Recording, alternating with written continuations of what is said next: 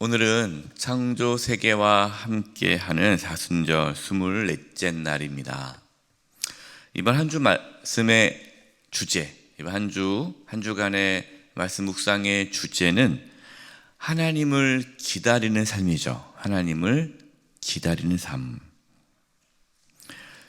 여러분, 신앙의 덕목 중에 가장 중요한 덕목 중에 하나가 있다면 여러분 뭐라고 생각합니까? 하나가 있다니까 여러 가지가 있겠지만 여러분 생각하기에 가장 중요한 신앙의 덕목이 뭐라고 생각합니까? 저는 인내라고 봅니다. 인내. 성경에 인내하라는 말, 기다리라는 말, 참으라, 견디라, 이 말씀이 참 많이 나와요. 야고보에서도 이제 그 말씀이 나오는데요.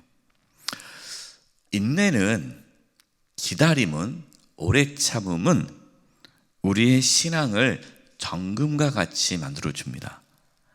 인내하지 못하시는 분들이 있잖아요. 조그만 일에 그냥 파르르 하고 못 견디고 그냥 포기하고, 그런 분들은 신앙이 성숙해질 수가 없죠.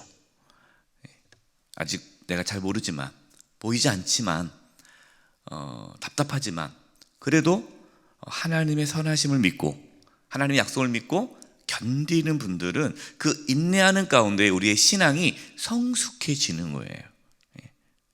열매도 그렇지 않습니까?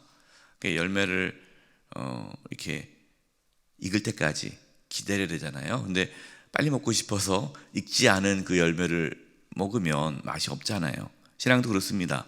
숙성이 돼야 돼요. 기다려야 돼요. 인내해야 돼요. 근데 또 역으로 정금과 같은 신앙을 가져야 인내할 수 있습니다. 참 이게 좀 아이러니하죠.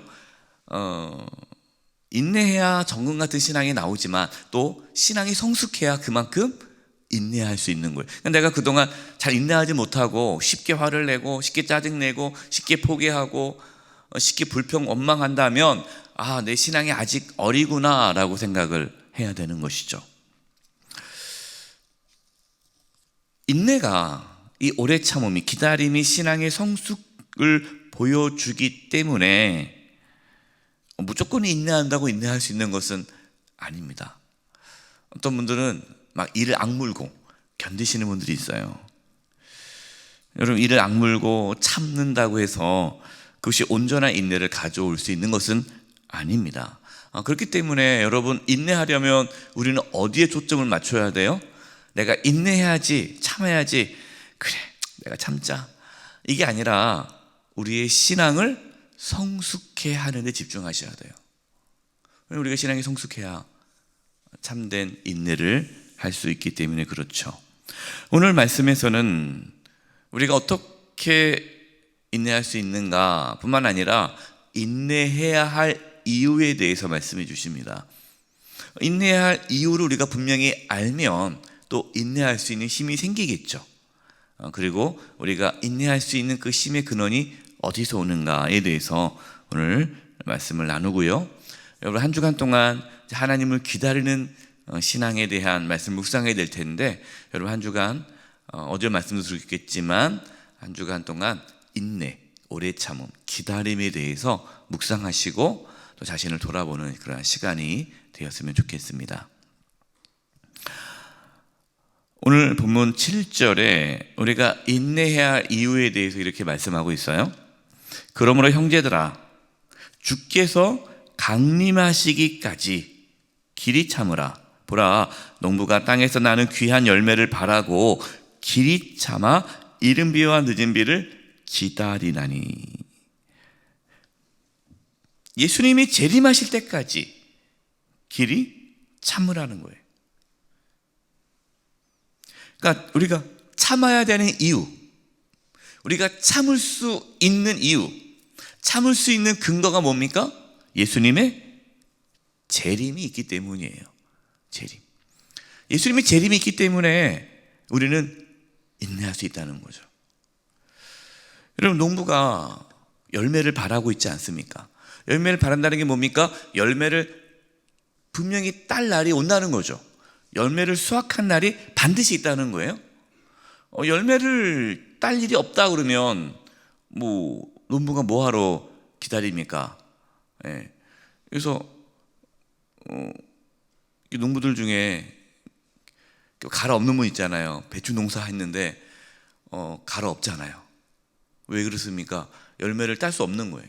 그 배추를 걷어들여도 수익이 안 나니까 소망이 없는 거죠. 예. 걷어들일 수 없다는 판단이 들면은 더 이상 기다리지 않는 거예요. 그러나 내가 열매를 딴다는 것을 확실히 알고 그것을 믿는다면 기다릴 수가 있는 거죠. 열매를 바라지 않으면 참을 수 없지만 농부가 열매를 바라기 때문에 참을 수 있는 거예요. 여러분, 이처럼 우리가 인내할 수 있는 이유, 예수님의 재림이 있기 때문에 그렇습니다. 예수님 다시 오시는 거예요. 예수님이 다시 오신다는 게 무슨 뜻입니까? 하나님의 심판이 반드시 있다는 거죠. 여러분, 하나님의 심판이 없으면 기다릴 필요 없어요. 인내할 필요 없어요. 그냥 내 감정대로, 내 기분대로 나가면 되는 거예요. 누가 나 기분 나쁘게 하면 그냥 가수와 붙이고 싸우고 참지 않고 이렇게 얘기할 수 있죠. 나 원래 성격이 나는 불같아 해가지고 그냥 막 밀어붙일 수 있는 거예요. 하나님의 심판이 없으면. 하나님의 심판이 있다는 거죠. 하나님이 다 보고 계시다는 거죠.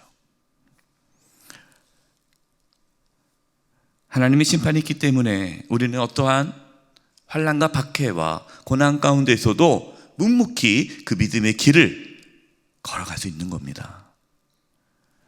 또한 여러분, 농부가 이른 비와 늦은 비를 기다린다라고 말씀하고 있어요. 여기서 이른 비와 늦은 비를 기다린다. 여러분, 왜 기다릴까요? 자신이 할 수 없으니까 기다리는 거예요. 여러분, 기다림이라는 이 속에는요, 자신이 할 수 없는 자신의 연약함이 들어있는 겁니다. 기다린다는 것은 내가 할 수 없다는 거예요. 할 수 없으니까 기다리는 거예요.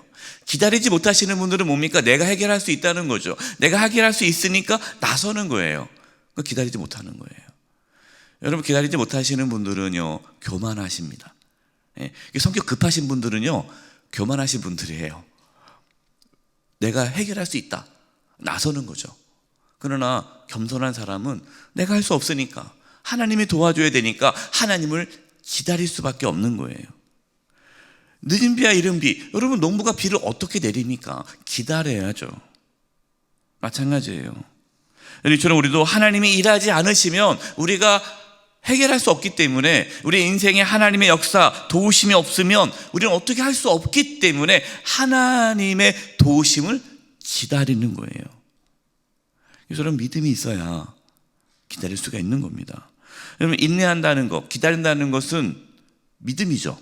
하나님의 선하심을 내가 믿는 것이고, 하나님의 주권과 하나님의 그 능력을 신뢰할 때, 믿을 때 우리는 인내, 기다릴 수가 있는 것입니다.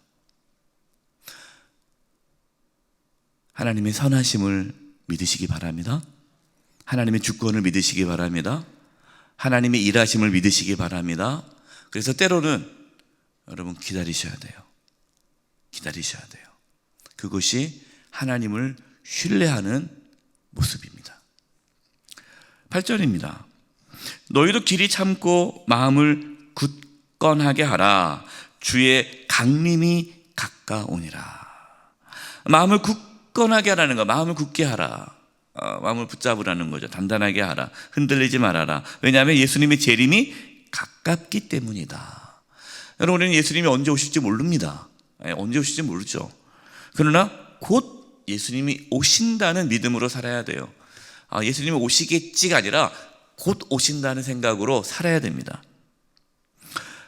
여러분, 이 말씀을 오해하면 안 돼요. 우리가 현실을 부정하고 이 현실의 삶을 도피하기 위해 인생이 너무 힘드니까 빨리 예수님 오셨으면 좋겠다, 그냥 내 삶을 부정하고 포기하고 도피하기 위해서 예수님의 재림을 사모하는 것이 아닙니다. 오히려 우리가 예수님의 재림을 바라보고 믿는다면, 지금 곧 예수님이 오신다는 것을 정말 믿는다면, 지금 당장 현실의 삶에 충실하며 책임 있는 삶을 살아갈 수가 있는 거죠. 예수님의 재림이 없으면 우리는 인내할 필요가 없는 거예요. 그래서 예수님의 재림이 반드시 있다는 것을 믿고 소망하며 오늘 하루도 우리는 기다리며 살아가는 것입니다. 그런데 여러분, 우리가 인내하지 못하면 어떠한 삶을 살까요? 쉽게 원망하고 불평합니다. 이것이 9절 말씀이에요. 우리 9절 말씀 같이 한번 읽어보겠습니다. 시작. 형제들아, 서로 원망하지 말라. 그리하여야 심판을 면하리라. 보라, 심판주가 문 밖에 서 계시니라. 인내하지 못하면, 기다리지 못하면 원망하는 거예요. 원망. 여러분, 원망이 뭡니까? 투덜투덜 되는 거죠. 불평하는 거죠. 이스라엘 백성들이 광야에서 인내하지 못하고 원망했어요. 투덜투덜했죠. 불평했죠. 그래서 그들은 그때마다 하나님의 징계를 받았습니다. 여러분, 불평, 원망은요, 우리의 신앙을 무너뜨립니다.